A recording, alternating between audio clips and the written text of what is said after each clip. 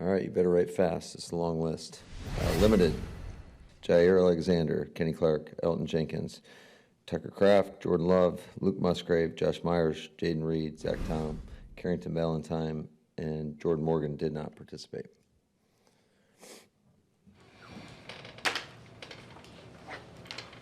I know last week you didn't seem too pessimistic about the length of the list. Do you feel pretty good about this one too, generally speaking? Depends whether or not they can play. I'll let you know at the end of the week. Matt, did it appear to you, just in watching Jordan, was he moving any differently than maybe he had been in the past? Yeah, I think he's, making progress.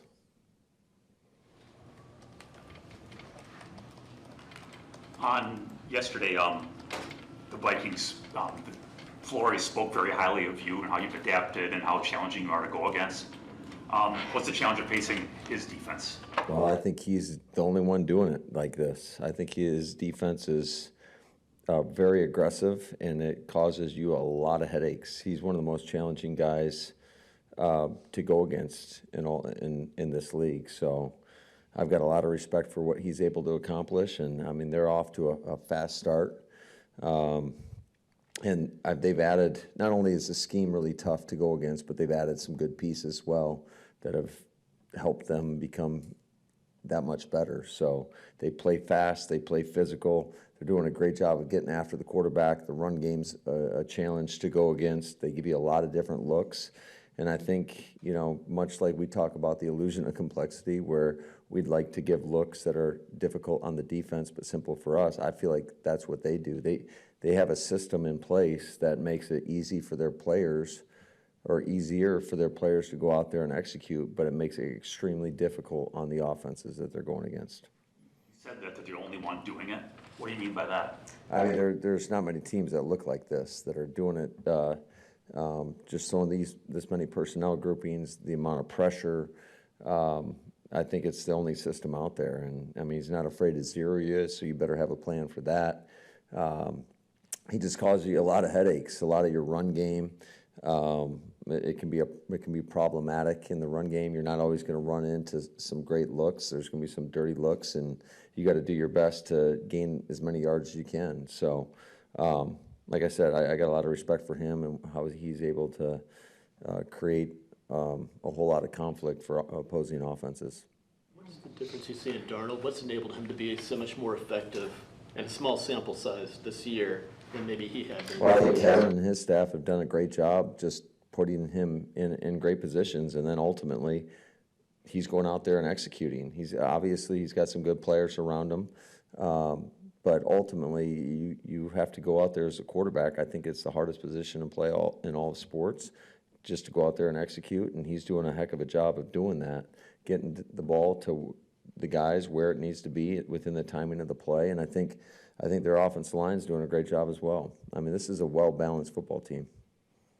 When you go into practice each day, do you know exactly how much Jordan can do, or do you play it by ear and then okay, if he's feeling better, then I'll give him a little more? Right? Yeah, we have a plan. We have a plan every day.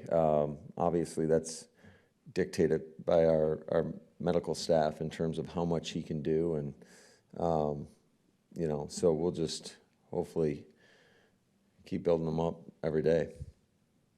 Matt, despite the 8 sacks you guys had, the Vikings have 16 on the season. They're leading the league. How is Jordan's ability to move in and out of the pocket going to be even more important if he's able to go against a group like this? Yeah, I mean, that's definitely a concern. So we got to do a great job in terms of our protection calls, making sure that we get body on a body, and then you got to go and actually block these guys, which isn't the easiest task to do either. So I think they got a lot of good rushers in there. I think they rush collectively as a unit, as one, as good as anybody. I mean, their pick games that they're running, it causes a lot of carnage on the offensive line at times, and they've also done a great job. It shows up all over the tape, just getting free runners at the quarterback and sacking the quarterback. Does it look a lot different than it did? I mean, he was there last year, and you guys had some success in Minneapolis, but in a second year, can you see them making? Yeah, you can tell it's a bunch of guys that have been in year 2 of the system, but I do think when you look at the corners, I mean, outside of Murphy, I mean, they got two new guys, but they all have learned it well. I mean, they're veteran players, so I feel like they picked it up quickly. Obviously, Cashman and Grenard have been huge pickups for them. I think both those guys are outstanding football players. Got a chance to study them in free agency, and they're really good players.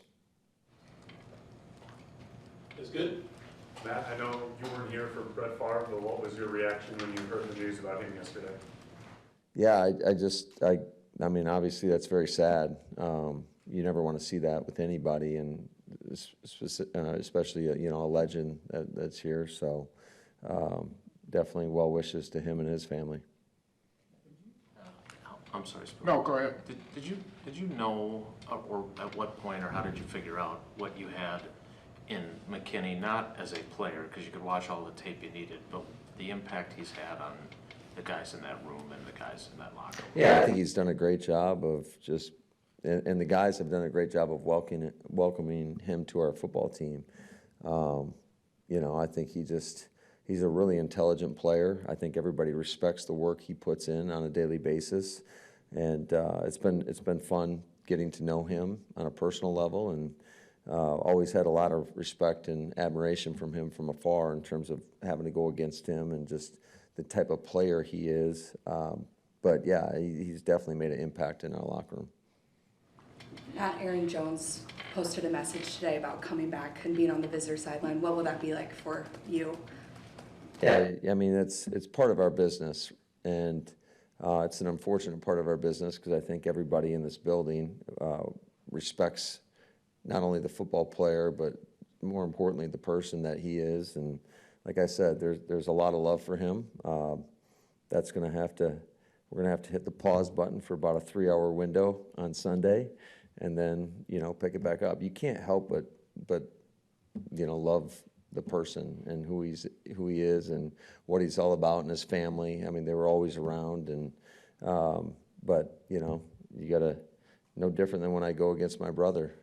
You got to shut it off for a period of time, and then you can hug them after the game and tell them you love them.